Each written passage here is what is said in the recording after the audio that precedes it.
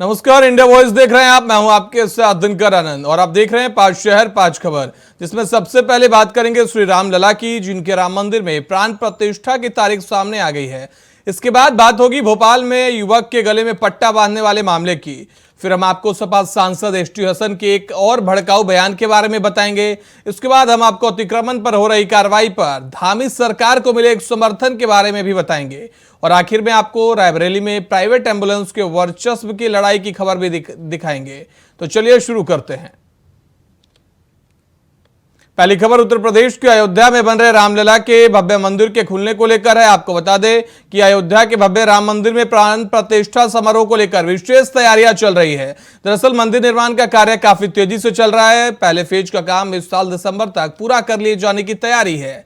भव्य मंदिर के पहले तल के निर्माण कार्य को अंतिम रूप दिया जा रहा है। राम मंदिर का निर्माण 3 फेज में होना है। हालांकि पहले फेज का कार्य पूरा होने के बाद अस्थायी मंदिर में विराजमान रामलला को उनके गर्भगृह में स्थापित कर दिया जाएगा। प्राण प्रतिष्ठा का समारोह 10 दिनों तक चलेगा। इस समारोह का 15 से 24 जनवरी तक पूरा कराया जाएगा। 24-25 जनवरी से रामलला का दरबार सामान्य भक्तों के लिए भी खोल दिया जाएगा। रामलला इसके बाद अपने भव्य मंदिर के गर्भगृह में भक्तों को दर्शन देंगे।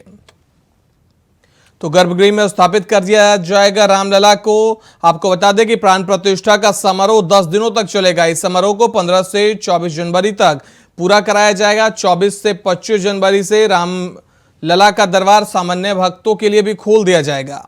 वहीं आपको बता दें कि राम मंदिर की प्राण प्रतिष्ठा का कार्यक्रम मकर संक्रांति के मौके पर किया जाएगा। 15 जनवरी 2024 को प्राण प्रतिष्ठा कार्यक्रम की शुरुआत होगी। अयोध्या राम मंदिर निर्माण समिति के अध्यक्ष नृपेंद्र मिश्रा ने प्राण प्रतिष्ठा को लेकर टाइमलाइन पर बड़ी जानकारी आज साझा की है।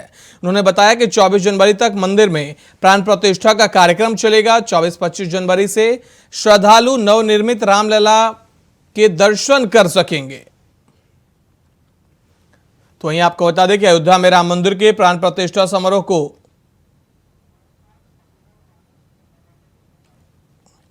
खबर पर ज्यादा जानकारी के लिए हमारे साथ अयोध्या से हमारे संवाददाता अभिनव आनंद जुड़ गए हैं। अभिनव, क्या जानकारी निकल कर आ रही है प्राण प्रतिष्ठा को लेकर और इसके आयोजनों को लेकर? जी बिल्कुल दिनकर आनंद, आपको बताना चाहूंगा कि सबसे बड़ी बात आपको बता दें कि इंडिया वॉइस के सभी दर्शक एवं देश दुनिया में फैले हुए तमाम राम भक्त जो भी हैं उनके लिए बड़ी खबर है कि अब उनके आराध्य, उनके जो भगवान राम को मानने वाले हैं और उनके आराध्य प्रभु श्री राम अब अपने अस्थाई मंदिर में विराजमान होंगे और उसकी तारीख भी आ गई है। और लोग अब आने के दर्शन करेंगे, पूजन करेंगे और उसके बाद अपने जीवन को धन्य बनाएंगे। जी, इसके लिए तैयारियों का क्या कुछ व्यवस्था किया गया है? क्योंकि खबर सामने आ रही है कि प्राण प्रतिष्ठा के दौरान 10 दिनों का कार्यक्रम होगा। अंतर्राष्ट्रीय स्तर पर बीजेपी और यूपी सरकार कार्यक्रम का आयोजन करेगी। ये बिल्कुल बताना चाहूंगा कि जो ये कार्यक्रम होगा, क्योंकि सबसे पहले ट्रस्ट के जो महासचिव चंपत राय हैं उनका साफ तौर पर कहना था कि मकर संक्रांति के दिन गर्भगृह में भगवान राम को विराजमान किया जाएगा। लेकिन कहीं ना कहीं अब जो भी अटकलें थी इस पर विराम लगाए गए हैं। आपको बता दें कि जनवरी 2024 मकर संक्रांति के दिन से लेके लगभग 21-22 तारीख तक लगभग 7 दिनों का यह जो अनुष्ठान होगा वो बेहद ही का बड़ा कार्यक्रम माना जाएगा। अपने में बेहद ही भव्य और दिव्य तरीके का यह कार्यक्रम होगा, जिसमें अब सूबे के मुखिया योगी आदित्यनाथ एवं देश के प्रधान सेवक स्वयं नरेंद्र मोदी जो कि अयोध्या आएंगे और भगवान राम को अपने हाथों से भगवान राम। बहुत बहुत धन्यवाद अभिनव हमारे साथ जुड़ने के लिए और ज्यादा जानकारी देने के लिए। मध्य प्रदेश में बदमाश किस कदर बेखौफ है, इसका उदाहरण भोपाल में देखने को मिला। कुछ बदमाशों ने एक युवक के गले में पट्टा बांधा, कुत्ते की बर्ताव करते हुए उससे माफी मंगवाई। वीडियो में युवक कहता सुनाई दे रहा है कि मैं मियां भाई बनने को तैयार हूं, मुझे छोड़ दो। वीडियो में कुछ लोग हाथ में बेल्ट लेकर युवक को मारने की भी धमकी दे रहे हैं। यह मामला सामने आने के बाद गृहमंत्री नरोत्तम मिश्रा हरकत में आए और पुलिस कमिश्नर को 24 घंटे के भीतर कड़ी कार्रवाई करने के निर्देश दिए। इस पर पुलिस ने कार्रवाई करते हुए मामले में 6 लोगों के खिलाफ रिपोर्ट दर्ज की और 4 लोगों को गिरफ्तार भी कर लिया। वहीं सोमवार देर शाम आरोपी के घर पर प्रशासन का हथौड़ा भी चला और आरोपियों पर एनएसए के तहत कार्रवाई भी की जा रही है। तो 6 लोगों के खिलाफ भोपाल मामले में एफआईआर दर्ज की गई है। आपको बता दें कि मध्य प्रदेश की राजधानी भोपाल में हिंदू युवक को कुत्ता बनाकर पीटने और उत्पीड़न के मामले में सरकार ने बड़ी कार्रवाई की। अब इस मामले में राज्य के गृह मंत्री नरोत्तम मिश्रा ने कमिश्नर को आदेश दिए थे, जिसके बाद 6 लोगों पर मुकदमा दर्ज किया गया, 4 लोगों को गिरफ्तार भी कर लिया गया है। साथ ही आरोपियों के घर पर प्रशासन का हथौड़ा भी चला है और बुलडोजर भी चला है। आपको बता दें कि आरोपियों के घर अवैध अतिक्रमण कर बनाए गए थे, जिसके बाद सरकार ने उन पर एक्शन की है। आप तस्वीरों में देख सकते हैं किस तरीके से आरोपियों के घर पर प्रशासन ने हथौड़ा चलाया, अतिक्रमण कर घरों को ध्वस्त किया गया है। बता दें कि यह घटना का वीडियो सोशल मीडिया पर वायरल हुआ था। पीड़ित के गले में पट्टा बंधा हुआ दिखाई दे रहा था। आरोपी उसे गाली देते हुए कुत्ते की तरह भौंकने को कह रहे थे। 49 सेकंड के इस वीडियो ने मध्य प्रदेश की सियासत में भूचाल ला दिया था। सीधे सीधे मुख्यमंत्री से लेकर गृह मंत्री तक इस मामले को संज्ञान में लिए। उसके बाद पुलिस कमिश्नर को सूचित किया गया। पुलिस कमिश्नर ने तत्काल एक्शन करते हुए 6 लोगों के खिलाफ मामला दर्ज किया और 4 लोगों को गिरफ्तार किया था। वहीं आपको बता दें कि इन आरोपियों के खिलाफ राष्ट्रीय सुरक्षा कानून यानी कि NSA के तहत कार्रवाई की गई है। साथ ही आरोपियों के अवैध बने घरों की पहचान कर उन्हें गिराया भी गया है। घटना के सिलसिले में एक थाना प्रभारी को भी फील्ड ड्यूटी से हटा दिया गया है। यानी सरकार ने त्वरित कार्रवाई करते हुए मामला दर्ज किया, आरोपियों को गिरफ्तार किया, उनके अवैध अतिक्रमण कर घरों को भी ध्वस्त किया गया। साथ ही पीड़ित के बयान पर प्रभारी को फील्ड ड्यूटी से भी हटा दिया गया। वहीं आपको बता दें कि इसको लेकर गृह मंत्री नरोत्तम मिश्रा ने प्रेस कॉन्फ्रेंस किया और विपक्षी दल कांग्रेस पर निशाना भी साधा है। तो इसको लेकर सियासत भी एक तरफ अपने चरम सीमा पे है, तो दूसरी तरफ गृह मंत्री नरोत्तम मिश्रा ने बड़ा दावा किया। उन्होंने कहा कि ऐसे कई मामले मध्य प्रदेश में आ रहे हैं, लेकिन इस पर विपक्षी दल कांग्रेस की तरफ से कोई बयान नहीं आता। इसका मतलब आप समझ सकते हैं, लेकिन हम लोगों ने इस पर तत्काल कार्रवाई की है।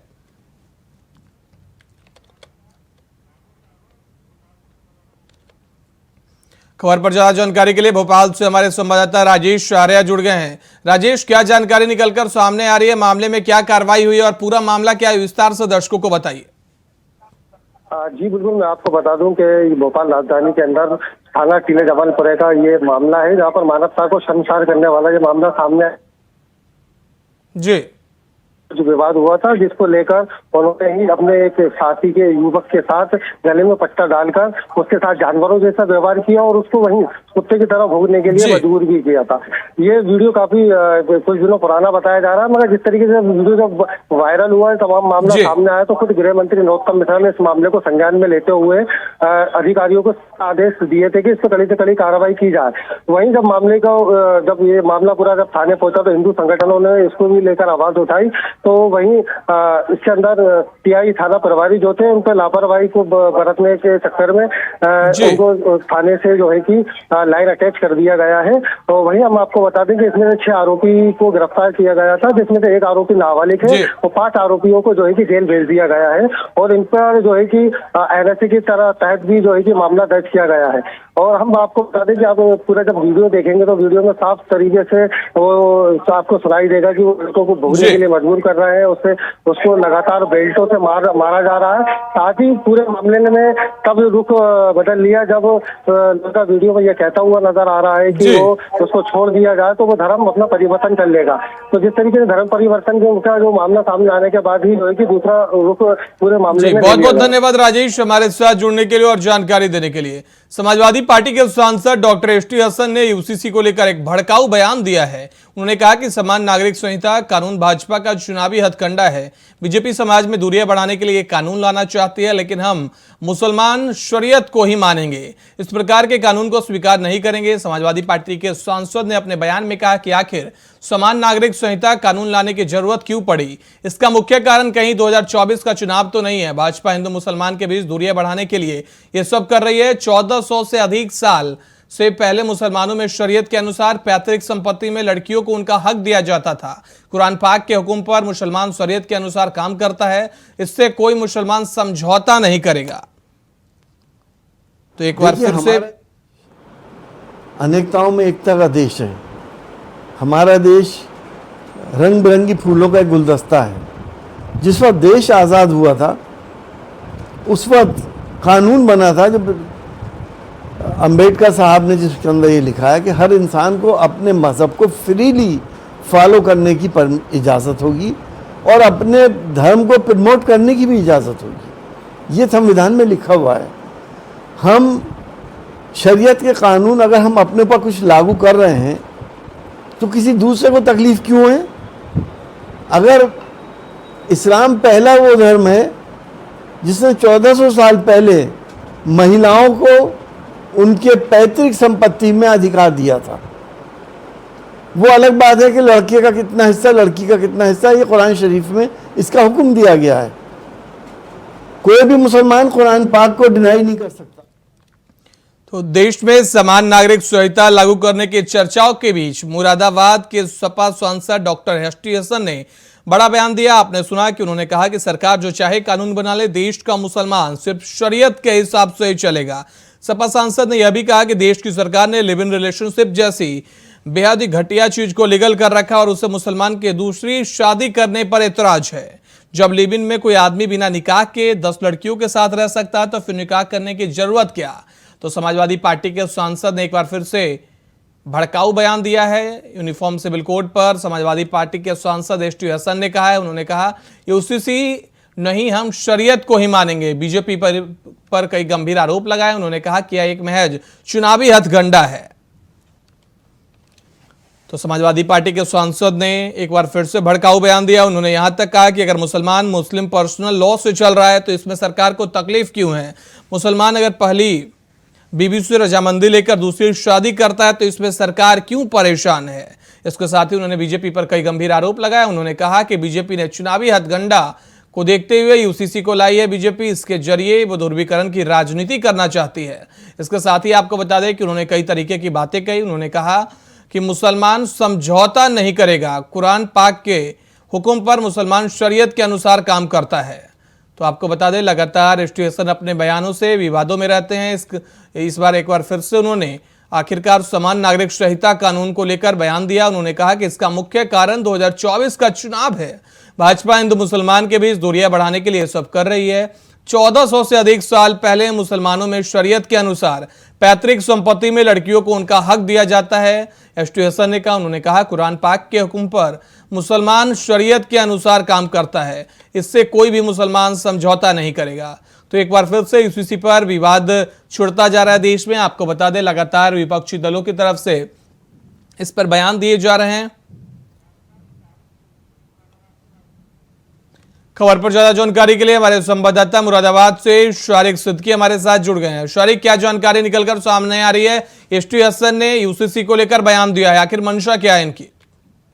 देखिए, मैं आपको बता दूं, पूरा मामला मुरादाबाद जनपद का है, जहां पर समाजवादी पार्टी के सांसद डॉक्टर एसटी हसन से यूनिफॉर्म सिविल कोड को लेकर जब बात की गई थी तो यूनिफॉर्म सिविल कोड को लेकर सपा सांसद के द्वारा एक अपना अलग ही बयान दिया गया, क्योंकि एक सुझाव मांगे गए थे जिसमें सब राजनीतिक लोगों से प्रतिक्रिया ली गई थी। तो सपा सांसद के द्वारा कहा गया है कि मुसलमान शरिया का कानून मानता है और मानता रहेगा, क्योंकि हमारे यहाँ 1400 साल पहले ही जो है महिलाओं को जो है तुम्हारा जो अधिकार थे वो महिलाओं को और बहन बेटियों को दिए जाते हैं। लेकिन कहीं ना कहीं जिस तरीके से सरकार समान नागरिकता की बात करे, सबको समान अधिकार देने की बात करे, कहीं ना कहीं सपा सांसद के जो ये बयान है इसमें कई सवाल खड़े होते हैं। और वहीं और राजनीतिक नेताओं ने भी अभी अपनी अपनी प्रतिक्रिया आई है, जिनमें सपा सांसद डॉक्टर एसटी हसन के इस बयान पर नाराजगी जाहिर करी है। जी, बहुत बहुत धन्यवाद आपका हमारे साथ जुड़ने के लिए और जानकारी देने के लिए। उत्तराखंड में प्रदेश सरकार ने अतिक्रमण को लेकर एक बड़ा अभियान छेड़ रखा है और इसके तहत अब तक 700 से अवैध धार्मिक स्थलों को ध्वस्त किया जा चुका है। वहीं प्रदेश सरकार के इस अभियान को लेकर जहां विपक्ष प्रदेश सरकार के ऊपर हमलावर हो रखा है, तो दूसरी तरफ इस अभियान को लेकर सैयद नसीरुद्दीन चिश्ती गदी नशीन दरगाह अजमेर शरीफ का साथ प्रदेश सरकार को मिला है। बीते दिन मुस्लिम प्रतिनिधि मंडल ने मुख्यमंत्री पुष्कर सिंह धामी से बातचीत की। इस दौरान इस प्रतिनिधि मंडल ने सीएम धामी से अवैध निर्माणों को लेकर ध्वस्तीकरण को लेकर बातचीत की और इसके बाद मीडिया से रूबरू हुए। सरकार की कार्रवाई को सही ठहराया और कहा कि वो इससे संतुष्ट हैं। तो वहीं इसको लेकर कांग्रेस ने सैयद नसीरुद्दीन चिश्ती पर हमला बोलते हुए कहा कि बीजेपी की टीम है नसीरुद्दीन चिश्ती।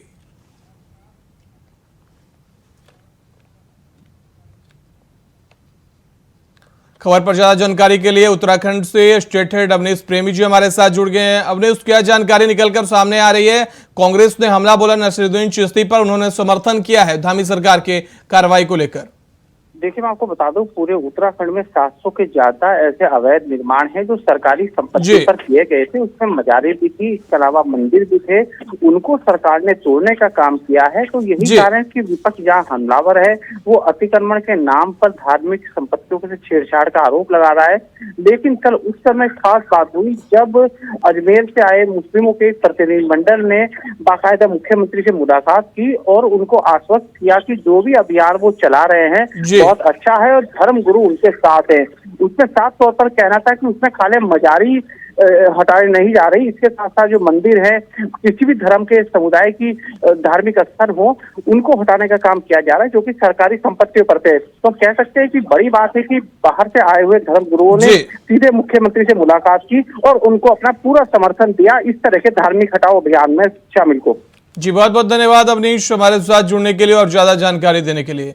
रायबरेली शहर कोतवाली के जिला अस्पताल में प्राइवेट एम्बुलेंस चालकों के गिरोह में वर्चस्व को लेकर जंग शुरू हो गया है, जिसको लेकर फायरिंग हुई है। दरअसल ये फायरिंग एम्बुलेंस की ड्यूटी को लेकर हुई। हालांकि पुलिस ने मामले में कार्रवाई करते हुए फायरिंग करने वाले आरोपी को हिरासत में ले लिया है और असलहे को भी जब्त कर लिया है। वहीं एएसपी सीओ सिटी समेत पुलिस अमला मामले की जांच में जुट गया है।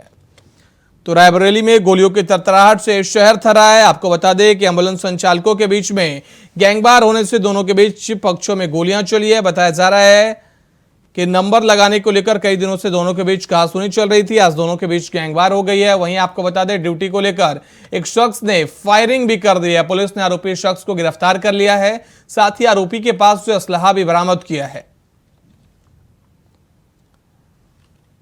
तो रायबरेली की यह घटना आपके साथ साझा कर रहे हैं, जहां प्राइवेट एम्बुलेंस गिरोह में वर्चस्व की लड़ाई देखने को मिली। ड्यूटी को लेकर एक शख्स ने फायरिंग की। पुलिस ने आरोपी शख्स को गिरफ्तार कर लिया है, साथ ही उसके पास से बरामद असलहे को भी अपने कब्जे में ले लिया है। तो मरीजों को ले जाने वाली एम्बुलेंस संचालकों में वर्चस्व की लड़ाई देखने को मिली है या फायरिंग एम्बुलेंस की ड्यूटी को लेकर हुई है। हालांकि पुलिस ने मामले में कार्रवाई की है। फायरिंग करने वाले आरोपी को हिरासत में ले लिया गया और असलहे को बरामद किया गया। सूचना मिलने पर एसपी सीओ सिटी समेत पुलिस अमला मामले की जांच में जुट गया। खबर पर ज्यादा जानकारी के लिए हमारे संवाददाता राजू तिवारी रायबरेली से जुड़ गए हमारे साथ। राजू, क्या जानकारी निकलकर सामने आ रही है? आखिर वर्चस्व की लड़ाई की नौबत क्यों आई एम्बुलेंस संचालकों के बीच? जी बिल्कुल, बता दें कि पूरा मामला रायबरेली जिले के सदर कोतवाली क्षेत्र के जिला अस्पताल का है। आपको बता दें, जिला अस्पताल के गेट के बाहर खड़े जो प्राइवेट एम्बुलेंस चालक हैं, उनमें काफी लंबे अरसे से ये वर्चस्व की जंग चल रही थी। क्योंकि ये जो मरीज होते हैं उनसे मनमाने ढंग से रकम वसूल करते हैं और मोटी रकम वसूलते हैं। तो इसकी शिकायत कई बार उच्चाधिकारियों को तीमारदार व मरीजों के द्वारा की गई थी। हालांकि जिला अधिकारी माला श्रीवास्तव के निर्देश के बाद जिला प्रशासन के द्वारा कार्रवाई भी की गई थी। अवैध एम्बुलेंस संचालकों के खिलाफ कार्रवाई की गई थी। लेकिन आप बता दें, मनमाने रवैये कई से निकलकर सामने आए हैं। कई बार बीच सड़कों पर भी ये इनके द्वारा मारपीट की गई थी। लेकिन बीती रात का मामला है, जहाँ बीती रात दोनों लोगों में जंग हो गई और यहाँ तक कि हवाई फायरिंग भी की गई। हवाई फायरिंग करने के बाद वहाँ पर अफरा तफरी का माहौल देखने को मिला। लेकिन बड़ी बात यह है कि बहुत बहुत धन्यवाद राजू हमारे साथ जुड़ने के लिए और ज्यादा जानकारी देने के लिए। तो 5 शहर 5 खबर में आज के लिए बस इतना ही। देश दुनिया की बाकी खबरों के लिए देखते रहिए इंडिया वॉइस।